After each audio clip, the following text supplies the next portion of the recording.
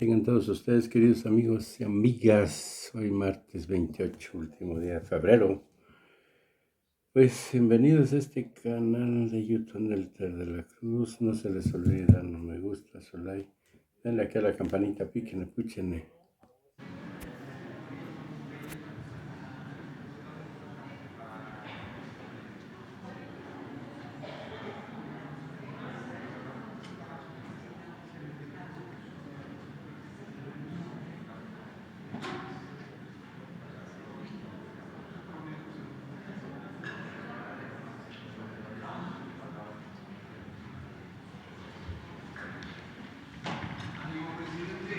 ¡Ánimo!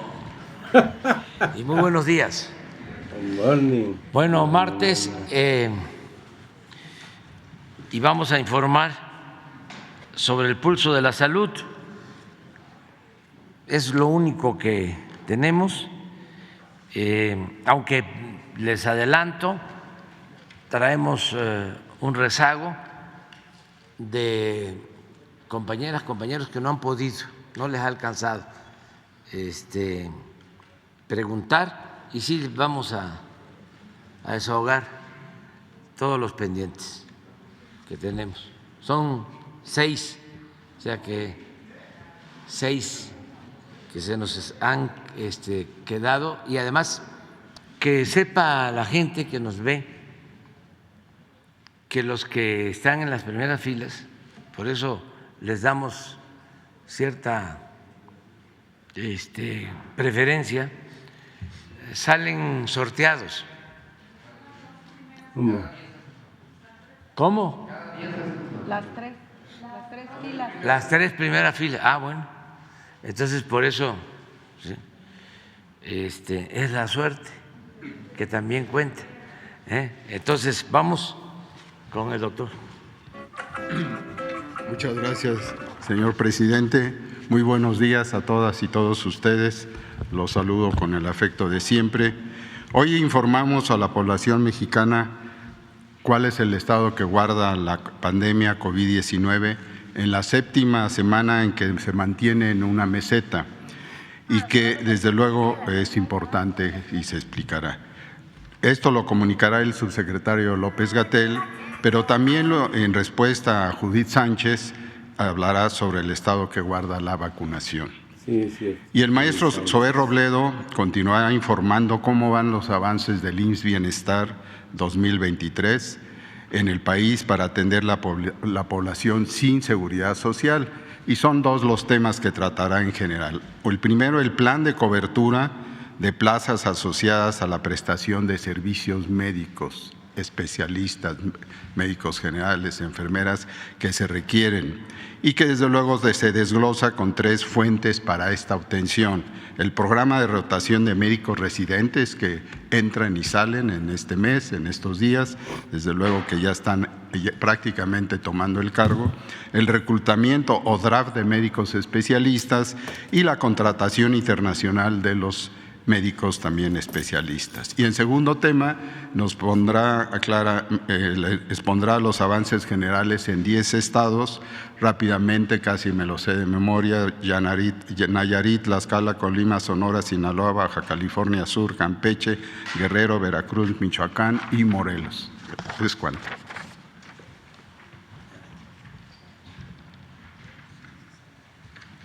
Con su permiso, presidente. Muy buenos días, maestro Alcocer, director general del IMSS, querido Zoé. Muy buenos días, tengan todas y todos ustedes. Vamos a comentar el estado que guarda la pandemia de COVID. Hoy, que hace 3 años se presentó el primer caso de COVID en México, o confirmamos por laboratorio el primer caso en México. Si me pasan la imagen, por favor. Como hemos venido comentando, la epidemia a lo largo de estos 3 años se caracterizó por una serie de oleadas o subidas y bajadas en la intensidad de la transmisión, de la ocurrencia de casos, del registro de personas enfermas, personas hospitalizadas y en su momento personas que perdieron la vida, desafortunadamente. Este patrón de comportamiento es similar al que se presentó en absolutamente todos los países del mundo, y también es similar al que se presentó al interior de la República en nuestras 32 entidades federativas. Y lo que se ha identificado progresivamente es que este patrón de comportamiento epidémico tenderá a estabilizarse en el sentido de que se presentará con una regularidad anual posiblemente, coincidiendo con las temporadas frías del año. ¿Por qué sabemos esto? Porque así se comportan los virus de transmisión respiratoria que afectan al aparato respiratorio. El modelo más cercano o sugerente de esto es la influenza, pero no es el único virus que se presenta de esta manera. Y aquí insistimos en lo que hemos mostrado en las últimas oleadas, desde la oleada número 3, que afortunadamente la inmunidad poblacional, es decir, la protección que adquirimos cuando nos da COVID o nos infecta el virus SARS-CoV-2, o bien cuando recibimos la vacuna, o ambas cosas, nos va permitiendo tener un menor riesgo de enfermedad grave y de defunciones. Y cuando lo vemos agregado a nivel de la población, lo vamos a ver ahorita por una vez más, el contraste entre esta curva epidémica que es de casos, los casos que están ocurriendo, cómo se ha ido reduciendo su representación en personas hospitalizadas y sobre todo en personas que pierden la vida. En suma, COVID pasó de ser una enfermedad intensamente grave o intensamente causante de enfermedad grave a una enfermedad en donde ya una proporción muy pequeña de personas tienen enfermedad grave. Y lo último que comento en forma introductoria es quiénes son las personas que están presentando enfermedad grave todavía, y no solo en México, sino en otras partes del mundo, las personas que no se han vacunado. Entonces, la vacuna sigue siendo un instrumento fundamental de reducción de daños. Aquí está la curva epidémica, pues, de casos con sus 6 olas. Tenemos todavía esta tendencia de descenso, ha tenido un comportamiento en las últimas 4 semanas de menor velocidad de descenso. Eso no es inusual, ha ocurrido, como se puede ver en la propia gráfica, en los periodos interepidémicos de otras oleadas, por ejemplo, entre la oleada 2 y la 3, que también estuvo un periodo largo en donde el descenso fue más lento. No necesariamente es algo de qué preocuparse. En la siguiente lo que vemos es la hospitalización, prácticamente inaparente ya en el extremo derecho de las gráficas. La de arriba en color rojo es la ocupación de camas generales, la de abajo en camas de terapia intensiva o cuidados intensivos, y se ha mantenido también en un periodo más o menos de 6 a 8 semanas estable, con pequeñas fluctuaciones, pero ocupación mínima. Ya hay muy pocas personas hospitalizadas por COVID o por sospecha de COVID. Y la última es la gráfica de mortalidad a la que hacía referencia. Vean ustedes cómo la primera ola fue intensa, la segunda fue aún más intensa, fue la más intensa en el invierno, otoño-invierno de 2020 a 2021, y posteriormente, por efecto principalmente de la vacunación en su momento y después de la suma de vacunación más la historia de haber tenido infecciones, se ha ido reduciendo, y el contraste es impresionante, la mínima mortalidad que tenemos en esta sexta ola comparado con la que tuvimos en las olas precedentes. La siguiente es un recordatorio de la cobertura de vacunación. No entraré en detalles de esta, pero se ven ahí los números en el extremo izquierdo de la gráfica o de la tabla. En color verde está la cobertura general de vacunación en todas las personas desde los 5 años en adelante que son elegibles en México para ser vacunadas. Los siguientes compartimentos son personas adultas, personas de 12 a 17 años y finalmente el subgrupo de 5 a 11 años respectivamente. Ahora vamos a pasar a comentar sobre la vacunación, no solo COVID, sino la vacunación del programa de vacunación universal, en donde la mayoría de las vacunas se dirigen a la infancia y algunas en la adolescencia. Como respondió el presidente el viernes próximo pasado a Judith Sánchez del diario La Verdad Noticias, cada vez que se pregunta sobre la vacunación, identificamos 2 grandes tendencias. Una es una preocupación legítima, asumamos que Judith Sánchez tenía esta preocupación y nos parece muy respetable, pero también detrás puede haber una campaña de desinformación, de buscar confundir con que hay un problema con la vacunación o incluso con que hay una amenaza inminente de enfermedades infecciosas. Por ejemplo, Judith Sánchez hablaba de casos de viruela. No hay casos de viruela en ninguna parte del mundo. La viruela fue erradicada en 1977. Es la única enfermedad humana infecciosa que ha sido erradicada por acción de la salud pública. Entonces, este tipo de desinformación está asociada con la intención de buscar generar cierta alarma, cierta inquietud para inducir compras gubernamentales de productos, quizá vacunas, quizá otros elementos, cuando hay algún apremio por parte de los intereses comerciales. Y eso es lo que queremos mostrar ahora. También, por supuesto, informar sobre el estado que guarda el programa de vacunación universal. Aquí vemos una suma nada más de algunas de las portadas donde se puede identificar algunos de los diarios nacionales, El Sol de México y todos sus soles, el diario La Razón, el diario 24 Horas, el Heraldo a veces, algunas veces Reforma y el Universal, que han tenido esta narrativa, esta estructura sincronizada de narrativa que busca permear esta idea. Y en ello identificamos tres líneas de narrativa donde vemos tres mentiras, tres cosas que son falsas. La primera es la que vamos a mostrar en la primera imagen, que es esta. Aquí se han sumado Animal Político, La Silla Rota y varios otros de los diarios que operan generalmente en forma articulada.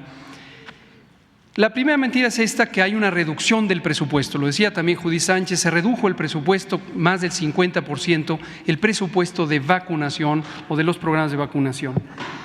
Es interesante porque aquí esto no solo lo vemos en las noticias, también lo vemos en gente que se acerca al Congreso de la Unión a hacer cabildeo, los cabilderos, o mejor llamados coyotes, que ya mencionaba el propio presidente el viernes.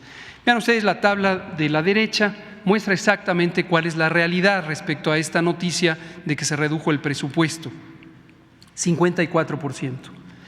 Aquí lo que vemos es una comparación de 2023 en la columna del medio contra 2022 en la segunda columna de la tabla. Y lo hemos dividido, como se ha articulado el presupuesto, en el presupuesto de vacunas para el programa de vacunación universal, las vacunas de la cartilla, las vacunas de la infancia, y el presupuesto para las vacunas COVID, que en su momento fue, desde luego, una asignación extraordinaria. Y lo que vemos es el gasto ejercido en 2022, donde hubo 2.12 miles de millones de pesos para las vacunas del programa universal y 28.1 miles de millones de pesos para la vacunación COVID, sumando 30.2. En 2023 se asignaron 3.25 miles de millones de pesos al programa de vacunación universal, lo que representa un incremento de casi 35%, es decir, aumentó, contrario a lo que se plantea, aumentó casi 35, concretamente 34.7% el financiamiento del programa de vacunación universal. Pero desde luego COVID-19 se redujo, y ese es el 54% aludido, se redujo porque la vacunación COVID en 2023 no va a tener el mismo carácter de vacunación universal que tuvo durante la etapa de emergencia. ¿Por qué? Por lo que acabo de explicar hace unos minutos, y hemos venido explicando una y otra vez, la inmunidad, la protección del sistema inmune de la suma de las personas de México posiblemente excede 90%. Cuando decimos posible no es una especulación, está próximo a salir los resultados de la Encuesta Nacional de Salud y Nutrición, donde tendremos la cifra específica, no la adelanto, de esta protección. Pero ya tenemos indicios de una gran proporción, por supuesto absolutamente mayoritaria, de la población que tiene protección. Y por eso tenemos una enfermedad de bajo impacto. Entonces se redujo el presupuesto estimado o asignado para la estimación de la política de vacunación COVID de sostenimiento. Ahí está el primer misterio, ahí está la primera mentira. Lo segundo, si me pasan la que sigue, es la idea de que hay menos vacunas, de que ahora se adquieren menos vacunas que en sexenios pasados. Algunas personas incluso dicen la época de oro del programa de vacunación universal que destruyeron en este sexenio. Y todo es parte de una narrativa construida. Lo que hemos tomado aquí en esta gráfica, por supuesto la información pública está disponible de sexenios anteriores, pero es el sexenio inmediato anterior, 2012-2018, y lo que va de este sexenio. Y pueden ver ustedes que la cantidad de vacunas, ahí está en millones de dosis adquiridas, fluctúa de año a año. No es inusual que algunos años se compren más que en otros años. ¿Por qué razón? Porque los excedentes de un año se pueden todavía usar en el siguiente año. Las vacunas se compran generalmente con periodos de caducidad largos cuando se trata del programa de vacunación rutinario. Y en este sexenio hemos tenido un abasto de vacunas muy semejante a lo que se solía tener. Desde luego siempre se ajusta por el tamaño creciente de la población y la cantidad no ha variado. Las fluctuaciones entre años tienen que ver con eso. Como se ve, en 2020 se tuvo una previsión anticipada que permitió mantener vacunas para 2021. La tercera es que bajaron las coberturas de vacunación y se invoca que hay desatención o devastación del programa de vacunación. Vean ustedes ahí el titular de Diario La Razón junta las dos ideas. Se cae la vacunación y baja el presupuesto 54%. Entonces, nótese que es una narrativa construida por este interés comercial. Dos especificaciones, lo que se ve en la gráfica es la cobertura de vacunación promedio de los distintos tipos de vacuna que se usan a distintas edades y se muestran ahí en colores las distintas edades. En 2019 efectivamente tuvimos coberturas bajas. ¿Por qué razón? Porque son el registro de lo que venía del sexenio pasado. En su momento explicamos en múltiples ocasiones cómo hubo un desplazamiento de Birmex, la compañía pública de vacunas, por una compañía oportunista que surgió en el sexenio pasado, compañía que ya desapareció, resultó ser una facturera y nos dejó con un déficit de entrega de vacunas, particularmente de sarampión rubiola. Esta inquietud sobre la cobertura de sarampión rubiola ya la habíamos advertido algunos de nosotros cuando trabajábamos en el campo académico, en el Instituto de Salud Pública, y veíamos venir el riesgo de un brote de sarampión en la medida en que en América Latina podía haber esta realidad y que en México a lo largo de muchos años se fue bajando la cobertura de vacunación contra el sarampión. En 2020, naturalmente, la pandemia redujo la cercanía, el acercamiento de la población hacia los centros de vacunación y esta vacunación se empezó a recuperar en 2021. Las cifras de 2022 que se ven ahí, desde luego, son preliminares y no reflejan todavía la totalidad de lo logrado durante el año. Termino comentando qué hicimos respecto a lo que se venía identificando como una erosión del programa de vacunación en los sexenios previos, en particular sarampión y rubiola. Identificamos, si nos pasan la siguiente, los escenarios que se ven en el lado izquierdo y quiero destacar el primero. En 2019 tuvimos un pequeño brote de 20 casos de sarampión. Mayormente fue casos importados, pero después hubo transmisión doméstica. 95% de estos casos debieron haberse vacunado en sexenios previos. ¿Por qué lo sabemos? Por su edad. La vacuna contra el sarampión se pone al año de vida y estas personas tenían entre 2 a 55 años de vida, lo que habla de una falla vacunal en los sexenios previos. Pero después, en 2020, tuvimos un brote bastante más grande, más de 220 personas que tuvieron sarampión. Todo esto también de manera importada en la medida en que en América Latina, en particular en Sudamérica, se ha reemergido el sarampión. Y 68% de los casos debieron haberse vacunado en sexenios previos. Lo mismo lo sabemos por la edad. Esto no es nuevo, esto lo informamos en su momento e hicimos público el estudio de brote. En fin, luego tuvimos otras condiciones. Durante la pandemia, obviamente, hubo déficit en la producción de vacunas. De la vacuna de VPH, 2 empresas farmacéuticas mayores, Glaxo y Merck, en cierta manera se conglomeraron. Glaxo dejó de producir vacuna de VPH, alertó que no iba a tener vacunas durante 2 años ni para México ni para muchos otros países, y no pudimos tener vacuna de VPH. Entonces, lo que hicimos en respuesta es una cosa que se llama campañas de recuperación de cobertura. Esta es una estrategia de la salud pública que inventaron los cubanos en los años 60 y que ha sido adoptada en todo el mundo. Es un gran acierto de la medicina y la salud pública cubanas. Hicimos la misma práctica y entonces son campañas intensivas donde no hay un calendario específico, sino se va buscando a la población. 3 vacunas en particular: rubiola, sarampión y rubiola, sarampión, parotiditis. La segunda, la vacuna hexavalente, ahí está la lista de enfermedades para las que protege, incluido poliomielitis, donde efectivamente en otros países, como en Estados Unidos, ha presentado casos de poliomielitis, lo cual es una reemergencia de la poliomielitis en el continente.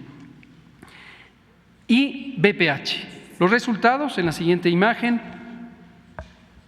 más de 8 millones de dosis de sarampión rubiola, seguidas de 1,5 millones de sarampión rubiola parotiditis, la triple viral, en 2021. En 2022, casi 2 millones de la vacuna hexavalente. Estas, insisto, son de recuperación, adicionales a las que se van poniendo en el día con día a los niños que llegan a la edad. Y finalmente VPH, el programa, como lo anunciamos aquí, inició el 3 de noviembre del año pasado y continuará hasta que se complete la meta de 2,2 millones de dosis, millones de personas vacunadas contra el VPH, 1,4 millones hasta el momento. Y ya, esa es la información. Y al final tenemos algunas imágenes, por supuesto hay evidencia tanto documental como gráfica. Y lo último, ayer Sandy Aguilera, aquí está, comentaba sobre un tema importantísimo y nos pidió el presidente también no dejarlo fuera, en la medida en que le agradecemos a Sandra el estar muy activa en esta lucha contra el fraude académico y el fraude profesional en el campo de la cirugía estética. Tenemos la información puntual que recabamos. Efectivamente hemos estado colaborando ya con la Secretaría de Educación Pública y el Gobierno federal trabaja al unísono para atraer las facultades que le corresponden en la asignación de registros de validez oficial de estudios, que antes se utilizaban de manera discrecional y desde luego no transparente, incluso incorrecta, en las entidades federativas. Y la Comisión Intersecretarial para la Formación de Recursos Humanos en Salud, que preside o su secretario técnico es nuestro director general de Calidad y Educación en Salud, el doctor José Luis García Ceja, ha tenido el cuidado de mantener este contacto con la SEP para que a través de esta comisión sea la única instancia en donde se pueda tener la documentación de lo que se llaman las opiniones técnicas académicas, que son las propuestas de programas de formación en los distintos campos de las especialidades médicas. Y este trámite se hizo además gratuito, antes era parte de un negocio secundario del registro de las especialidades, lo cual perturbaba más las cosas. Y el caso específico de la Universidad del Conde, que se comentaba también ayer por Sandy, la opinión técnica académica ya venció. Si quisieran en su momento tener un registro, tendrían que presentar una opinión técnica académica y esta será analizada.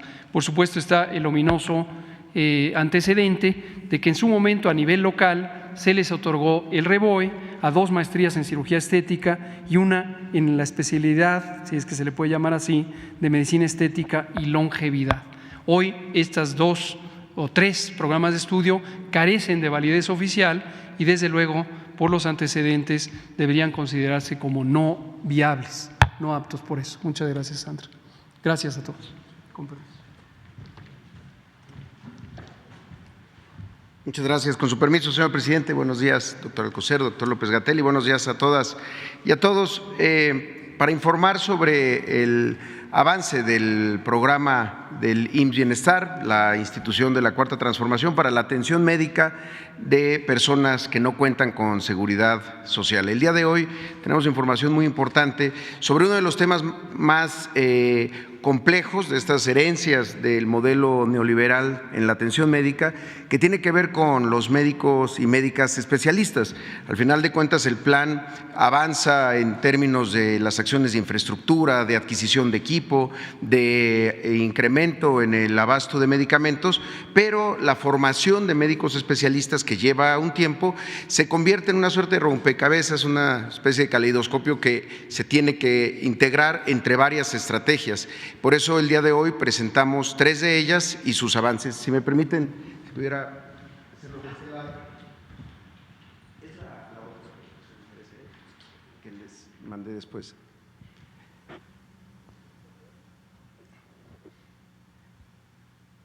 Que tiene unas gráficas al inicio. Porque queremos mostrar cómo desde el 2019 se incrementó el número de residentes en formación por parte del Seguro Social y desde luego por parte de todas las instituciones. El Seguro Social forma a la mitad de los médicos y médicas especialistas del país. Sin embargo, se formaba menos de las necesidades que tenía la propia institución. Esto fue cambiando y por eso ahora tenemos más egresos ya en 2023. Esta primera gráfica es el número de médicos especialistas que egresan año con año. En 2019 egresaron 3,960, en 2020 4,304, 4,586 en 2021, en 2022 4,896 y ya 2023 con los primeros incrementos en el número de becas que se otorgan a residentes empiezan a egresar más, es decir, 5,600. Estos 5,600 nuevos médicos especialistas que ya se titularon, que ya se graduaron, estuvimos con ellos la semana pasada, es a quienes vamos ahora, a partir del día de mañana, 1 de marzo, a intentar ofrecer una opción laboral para que sigan trabajando, pero con nuevas condiciones, nuevas oportunidades también que queremos hoy conversar. Pero también tiene que ver con cómo se incrementaron las plazas ofertadas, es decir, esto significa que el IMSS está ofreciendo más becas para médicos residentes porque también tiene más sedes y se hicieron inversiones por cerca de 400 millones de pesos para esos lugares de residencia, a espacios de trabajo, espacios de descanso, pero además se pasó de 200 a 400 sedes de formación en todas las especialidades. Entonces, con este incremento tenemos una posibilidad de empezar a captar más médicos especialistas. Si vemos la siguiente lámina, por favor. Esta habla de de la parte formativa de los médicos especialistas, de los residentes, que en su último año las especialidades troncales, ginecología, pediatría, medicina interna, cirugía, anestesia, medicina familiar y urgencias, la última parte de su formación es acudir durante 6 meses o 4 meses, dependiendo de la especialidad, a una rotación de campo. Estas rotaciones de campo para este inicio del curso, ahora a partir de mañana, es para 2,057 médicos de último año de las especialidades que les acabo de comentar.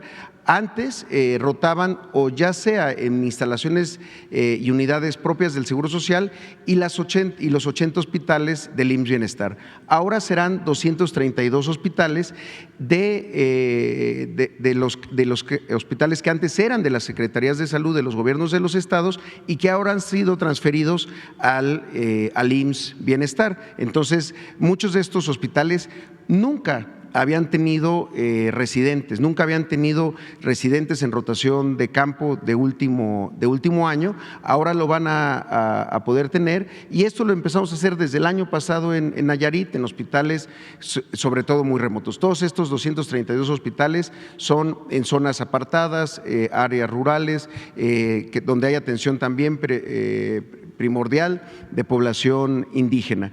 Como estos hospitales, muchos de los que se construyeron, tenían un número de camas menor a los que antes aceptaba la propia norma, la NOM 01 de educación en salud, que ya se modificó, nunca recibieron, entre otras cosas, porque tampoco tenían residencias, no había espacios para recibir a estos residentes. Entonces, en este momento, aquellos hospitales que no cuentan con residencias, se hizo un apoyo de 4,800 pesos mensuales para los residentes, ya sea para que cubran temas de alojamiento o de alimentación. Entonces, con esto, a partir de mañana, pues habrá un despliegue muy importante hacia estos lugares que más necesitan tener médicos especialistas.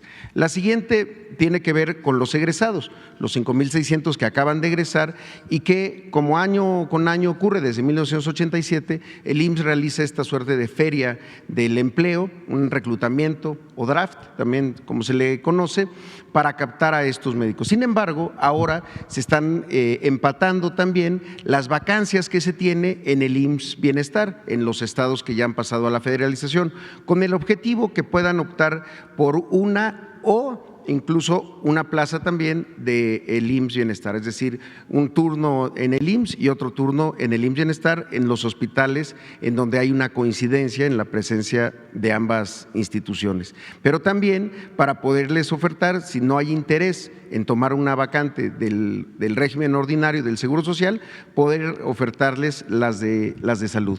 En ese sentido, se iniciará a partir de mañana con muchos de los que están con becas, después se abre por especialidad y así vamos a estar hasta el 9 de marzo. La siguiente, un elemento importante es que se van a tener unas compensaciones en aquellos lugares en donde había una ausencia de especialistas, de cobertura cero de médicos especialistas, es una compensación de 9,000 pesos mensuales para quienes opten por estas plazas. También para otras unidades que tienen coberturas parciales, son cerca de 5,000 pesos para esa cobertura, y también para la Ciudad de México, Guadalajara y Monterrey es un incremento de casi 2,000 pesos de apoyo para médicos especialistas. Al mismo tiempo se van a ofertar las plazas del IMSS Bienestar para tener esta posibilidad de doble plaza, una del régimen ordinario, una de IMSS Bienestar. Y además estamos abriendo una convocatoria para que puedan participarnos sobre todo de las esposas, esposos, las parejas de las médicas y los médicos especialistas que tienen alguna profesión y que exista alguna vacante, ya sea en el Seguro Social o en el IMSS Bienestar, o incluso en algunos estados se está trabajando con los gobiernos estatales para vacantes de los propios gobiernos estatales, para ofertarlas a las parejas y así pues apoyar aún más este ingreso familiar y construir también, pues evitar la desintegración de las familias o de las parejas a la hora de ofertar o de tomar una plaza que esté vacante. Entonces, eso es una parte. La siguiente tiene que ver con los prospectos que se tienen ya registrados con la documentación completa de médicos especialistas de otras partes del mundo. Esto es muy importante, es la primera vez que se hace así. Se hizo la convocatoria internacional de quienes estaban interesados y que tomaron alguna opción de las plazas. Se están terminando la documentación, sobre todo en términos migratorios, y vamos a tener estos 156 médicas y médicos de estas especialidades que tanta falta nos hacen, por ejemplo, traumatología y ortopedia, que es en la que hubo más, junto con anestesia, cirugía general, gineco y obstetricia, pediatría, medicina interna y también médicas y médicos de radiodiagnóstico. Entonces, con esto también vamos a seguir cubriendo, insisto, sobre todo en aquellos lugares en donde ha habido plazas que año con año salen a ofertarse y que nadie toma. Son principalmente en lugares apartados donde hay mucha necesidad y también mucha vocación de estos médicos que acuden a estos lugares. La siguiente, por favor. Bueno, estos son los avances de los estados. Hoy quisiera enfocarme en esta parte que tiene que ver con cómo se han incrementado ya los servicios que se realizan en los estados, en las unidades que son operadas por el IMSS Bienestar, en particular en los hospitales, y tienen que ver con las consultas, las cirugías y también los niveles de abasto de medicamentos. Como vemos aquí, por ejemplo, en Nayarit, en lo que va del año, se han realizado 35,000 consultas, tanto de especialidad como de medicina familiar, 2,436 cirugías, y ya tenemos un nivel de abasto de medicamentos del 99%.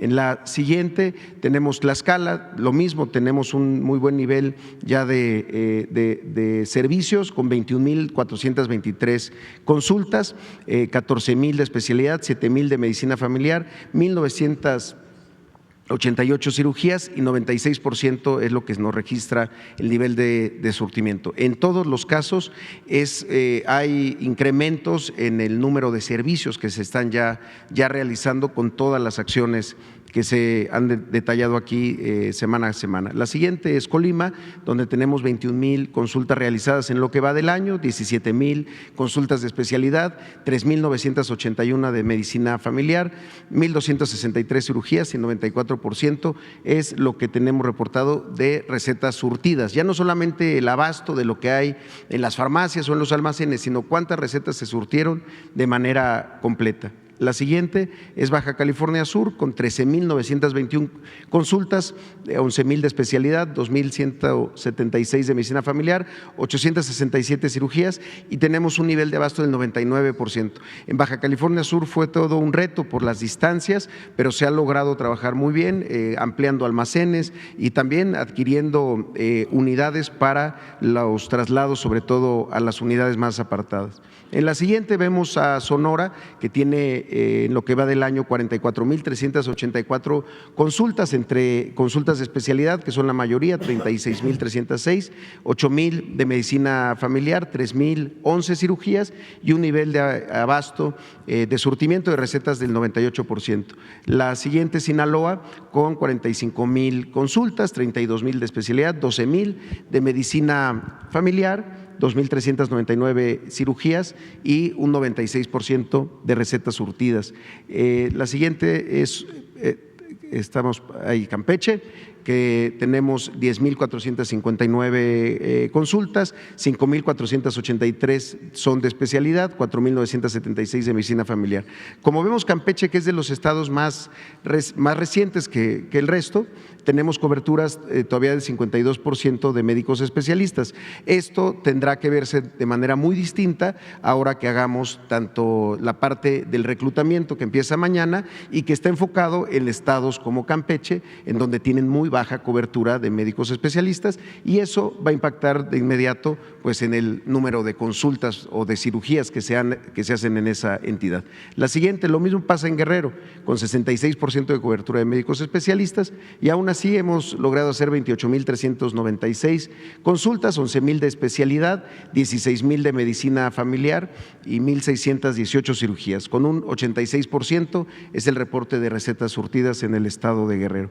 La siguiente es Veracruz. Tenemos un 53% de cobertura de médicos especialistas. En las consultas, 15,099 consultas, 9,920 de especialidad, 5,179 de medicina familiar. Aquí es importante destacar que la consulta de primer nivel de atención generalmente se realiza por médicos generales. Esa no la estamos reportando acá, se sigue haciendo, pero queremos enfocarnos mucho a consultas de especialidad, incluida la consulta del médico familiar, que es una especialidad fundamental en la historia del Seguro Social y de otras instituciones de seguridad social. En ese sentido, también mientras vayamos incrementando la cobertura de especialistas, se va a incrementar también el número de consultas de especialidad. En la siguiente tenemos Michoacán, es de los estados en los que entramos este año. Seguimos en las capacitaciones, tanto en primer como en segundo nivel de atención. Tenemos un reporte del 96% del abasto y acciones de conservación, lo hemos conversado, impermeabilizaciones, remodelación y rehabilitación de baños, de pisos, de plafones, también de quirófanos, de salas de espera en 22 de los 22 hospitales. Hemos hecho una compra de 304 bienes de equipo por 53.4 millones de pesos que ya están entregados todos en el segundo nivel de atención. Y finalmente tenemos Morelos, donde tenemos un abasto de medicamentos del 88% y también en acciones de conservación en 4 de los 9 hospitales. Nos falta aún ingresar a estos 9 hospitales en el estado de Morelos que van a iniciar esta semana y en esos 4 que ya tenemos intervención adquirimos 78 bienes por 10.4 millones de pesos que ya fueron entregados en todos estos 4 hospitales. Sería todo por mi cuenta, señor presidente. Muchas gracias.